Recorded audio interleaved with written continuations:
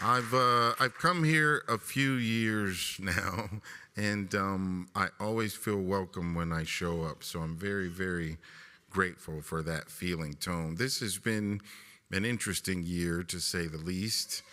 And I have been in somebody's pulpit every Sunday this year, and I'm really lucky and honored to be an unordained minister and have pastors yield their pulpit to me, and I don't take that lightly. I'm very, very grateful for the opportunity. So today we celebrate a couple of different things. One, a few weeks ago, we had the Martin Luther King holiday, and he would be, I believe, 96 this year had he made that birthday. And we're still honoring and talking about him because truth is eternal. It doesn't die out. I went to school at Morehouse College where Martin Luther King went to school, and in the philosophy class you're required to take, they explained to us that eternal truths never change. There are some laws, like the speed limit. One year it can be 50, the next year it can be 55, it can go to 60, 65, 70, 75, and in some places it can go back down, but eternal laws never change. They are ever present, and we can count on them. We also celebrate what is known as the Season for Nonviolence, in case you did not know. The descendants of Martin Luther King and Mahatma Gandhi created 64 days and 64 ways of peace. And that 64 days begins January 30, when Gandhi died, and concludes April 4th, when Martin Luther King dies. And each day there is a different peace principle that we can celebrate or honor. This weekend, it happens to be healing and dreaming. The idea that there's something that is in our lives or in our past that we could potentially heal from if we first give ourselves permission to do it. And everywhere I go, I talk about this thing called forgiveness. And I just can't help it. That's my message, forgiveness. And what that really means is to give forward. It means you give somebody something they have not earned or deserve. That is what forgiveness is. If you are waiting for them to apologize and to make amends, that is not forgiveness, that is a negotiation. And the truth is, the forgiveness is not for them, it's for you. Not forgiving them is like drinking poison and expecting the other person to die. You are literally coursing toxic chemicals through your body temple by withholding love and not forgiving someone. And I'm just going to say this as someone who has been wronged a few times in my life. It doesn't matter what they did. I'm going to say that again because it was kind of quiet. It doesn't matter what they did. The forgiveness is not for them, it's for you. And I promise you, I guarantee you that if you forgive them, you don't have to make a telephone call and say, you know what, you really messed up and you did me wrong, but I forgive you because I'm the bigger person. You don't have to have that conversation with them. You have to sincerely forgive them in your own heart. And I promise you, the next time you encounter them, your experience with them will be different because you will be different. It's giving forward. You're not waiting on them to earn it. You're relieving yourself of the burden of carrying this frustration, angst, anxiety. Meanwhile, they are out there upsetting someone else and they aren't even thinking about you. Let it go. That's how we practice healing, by first healing ourselves. And if we need to, we forgive ourselves first. So if we need to practice forgiving ourselves before we do that for someone else, or do that for someone else and practice that for ourselves, that's the beginning of healing. The next part is dreaming. Every time I think about Martin Luther King, I can't help but think about this idea of a dream, of imagining something that does not exist, but that is possible and powerful within the mind's eye. So whatever you hold today as a wish, desire, dream for yourself, give it some energy on this day. Think about it, feel about it, be about it, pray about it, meditate about it, and help the whole world move forward by holding positive consciousness in your mind. There is so much going on right now. And I feel for these young people sometimes when I think about the fact that we finally got over our shock and awe of 9/11. We finally got out of Afghanistan, Iran, and Iraq, and then we had COVID, and then we had Black Lives Matter, and then we had the Me Too movement, and now we have ICE and immigration. That's a whole lot for us to carry and think about and have to deal with all the time. I want to say, can we get a break? But the truth is, in spite of the fact that it makes me tired, it reminds me that we live at a very powerful time in human history, and we can participate in the change and the evolution that is to take place. We can hold space for something better than what we have right now. We can dream, we can heal, we can be like Dr. King and imagine something that doesn't exist and help to bring it into being. There's just a lot. I think about it myself, and it is just exhausting. But what a time and what an opportunity for us to be more and never less than we ever were. And I always want to relieve the young people. Sometimes we want to say the young people have to change the world. No, they don't. We do. We do. We have to change it for them, and they can change it for those that come after them. But right now, it's our time, and we can be examples for them of champions of change and courage and doing the right thing now. He put up that quote, "Now is the time." King says, now is the time to do right, and the time is always right to do right. There's not a bad time or a wrong time for that. I don't want to spend too much time talking because I want to share some of Dr. King's words. Part of how we heal and how we dream is to be of service to others. With all the angst and the tension that we carry, something that we can do is we can help somebody else. We can take our minds off of our own problems and be of service. Yesterday, the kids were of service to small children in the park, and I was so touched. It was not a big deal. There were kids, they don't call them pre-K, they call them TK. But we just went and spent time with small children and did some drumming, and the joy in those children's faces was a lesson to all of us that life can be that simple and that happy if we just focus on what is in front of us now. And we need each other now. And for those of us who thought, oh, they're going after them now, they'll be coming after you next. I mean, if we really think about it, black folks for a long time have felt persecuted in this country. And then after 9/11, they shifted the focus to those from the Middle East and those who were Muslim. And now the focus seems to be on those who are Mexican and Latin American. And then it'll be the LGBT community. And we saw in Minnesota, it could look like anybody. So we need each other.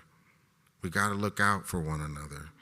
So with that in mind, I just want to share with you, in the words of the late, great Reverend Dr. Martin Luther King, a piece called The Drum Major Instinct. And that we have ourselves, oh yeah, and the Super Bowl's happening today too.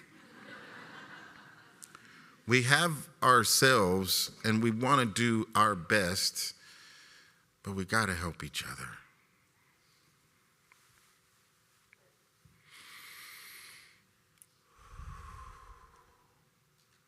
This morning, I would like to use as a subject from which to preach the drum major instinct. The drum major instinct. And our text for the morning is taken from a very familiar parable of our Lord and Master, as recorded in the 10th chapter of St. Mark, beginning with the 5th verse, we read these words. And James and John, the sons of Zebedee, came unto him, saying, Master, we would that thou shouldest do for us whatsoever we shall desire. And he said unto them, What would ye that I should do for you? And they said unto him, Grant unto us that we may sit one on thy right hand, and the other on the left hand in thy glory. Now very quickly, the other disciples got mad with James and John, and we can understand why. But what is the answer that Jesus gave these men? He said unto them, Ye know not what ye ask. Can you drink of the cup that I drink of, and be baptized with the baptism that I am baptized with? And they said unto him, We can. And he said unto them, Ye shall indeed drink of the cup that I drink of, and with the baptism that I am baptized, will all shall ye be baptized. But to sit on my right hand and on my left hand is not mine to give. It shall be given to those for whom it is prepared. And then he goes on towards the end of that passage to say, So shall it not be among you, that he who is great among you shall be your servant, and he who is chiefest shall be servant of all. The setting is clear. James and John are making a specific request of the master. For they had dreamed, as most Hebrews dreamed, of a coming king of Israel who would establish his kingdom on Mount Zion and in righteousness rule the world. And they thought of Jesus as this kind of king, and they were saying, when you set up your kingdom, we want to sit one on the right hand and the other on the left hand of thy throne. Now, before we judge them too quickly, let us think calmly and honestly at ourselves, and we will discover that we too have some of the same James and John qualities. We all want to be important, to surpass others, to achieve distinction. And there is down deep within all of us a kind of instinct, a real drum major instinct, a desire to be out front, a desire to be first, a desire to lead the parade. And it is something that runs the whole gamut of life. You know, our first cry as a baby was a bid for attention. And all through childhood, we asked life to grant us first place, our little bundle of ego. Now, you know, in adult life, we still have it, and we really never get by it. We like to do something good, and you know we like to be praised for it. Now, if you don't believe that, you just go on living life, and very soon you will discover that you like to be praised, even if you don't believe it, and even if you don't deserve it. The only unhappy people about praise is when that praise is going too much towards somebody else. And it is something of the vitamin A to our egos when we are praised or when our names are in print. It's because of the drum major instinct. Don't you know that a lot of the race problem grows out of the drum major instinct? A desire that some people have to feel that they are superior. Desire that some people have to feel that they are first and to feel that their white skin ordained them to be first. It's led to some of the most tragic expressions of man's inhumanity to man. But not only does it go into the struggle between races, it goes into the struggle between nations. And I would submit to you that the nations of the world are caught up in a bitter and tragic contest for supremacy. I must be first. Our nation must rule the world. I'm sad to say that the nation in which we live is the supreme culprit. God didn't call America to do what she's doing in the world now. God didn't call America to engage in senseless and unjust wars and laws. But we won't stop it because of our pride and our arrogance as a nation. But the God that I worship has a way of even putting nations in their place. The God that I worship has a way of saying, as a God of the Old Testament used to say, don't play with me, Israel. Don't play with me, Babylon. Be still and know that I'm God. And if you don't stop your reckless course in this world, I'll rise up and break the backbone of your power. And that can happen to America. Every now and then I go back and read Gibbon's Decline and Fall of the Roman Empire. And I come back and look at America and I say to myself, the parallels are frightening. But let me rush on to my conclusion so we can see what Jesus was really saying. What is the answer that Jesus gave these men? One would have thought that Jesus would have said, you're selfish, you're out of your place. Why would you raise such a question? But that isn't what Jesus did. He did something altogether different. He said in substance, oh, I see. You want to be first? You want to be great? You want to be recognized? You want to be significant? Well, you ought to be.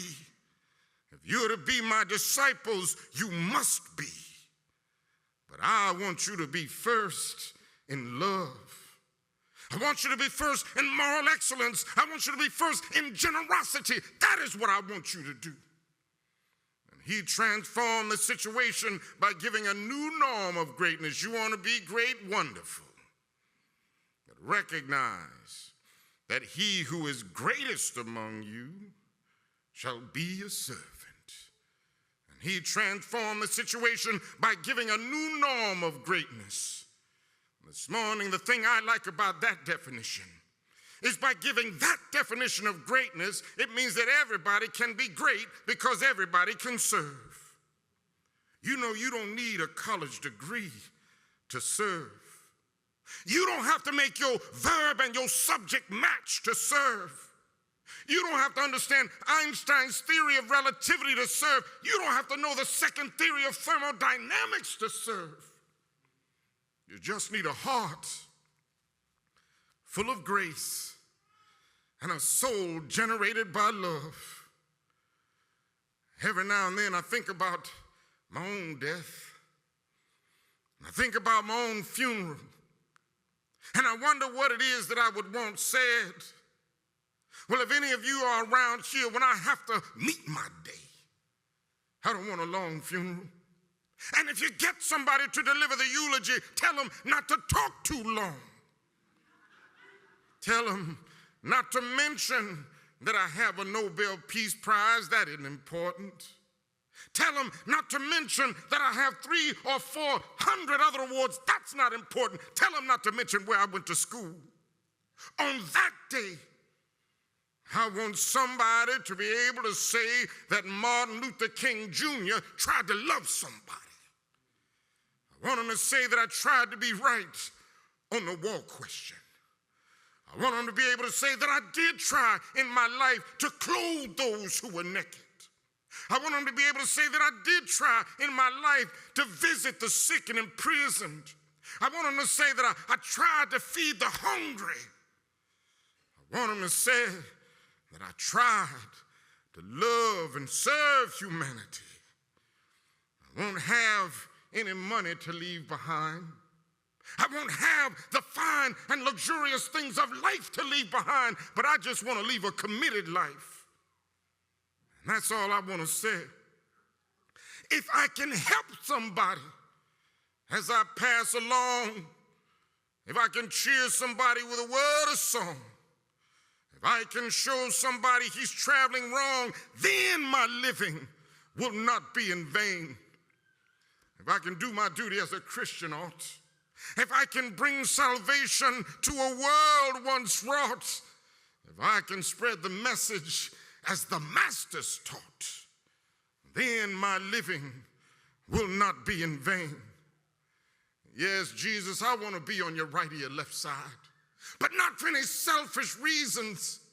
I want to be on your right or your left side, not in terms of some political ambition or kingdom, But I just want to be there in love and in justice and in truth so that we can make of this old world a new world. God bless you.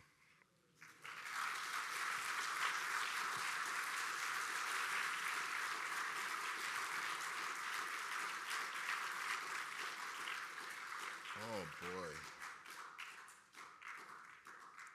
I just want to say thank you and thank you and thank you. And I did not change a word, although we had to edit the speech down. But doesn't it sound like he's talking about today? That's an eternal truth. It was true yesterday, it's true today, it'll be true tomorrow. And we can do better. And we can start by taking care of ourselves and helping somebody else. Peace.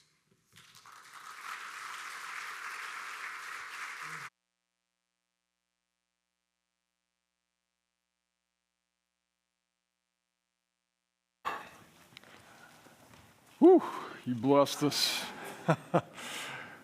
I don't know about you, but I need a moment there. So let's take a moment in silent prayer and meditation, and then we're going to pray together.